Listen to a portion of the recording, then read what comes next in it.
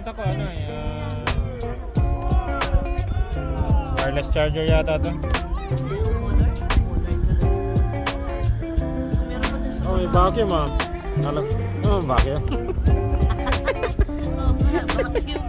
Vacuum yan, di ba? Hindi, may nakalagay eh. Ah, saksa mo dito. Ano sa ilalim yun? Cooler. Cooler yata ito eh. Yan mo. Cooler oh.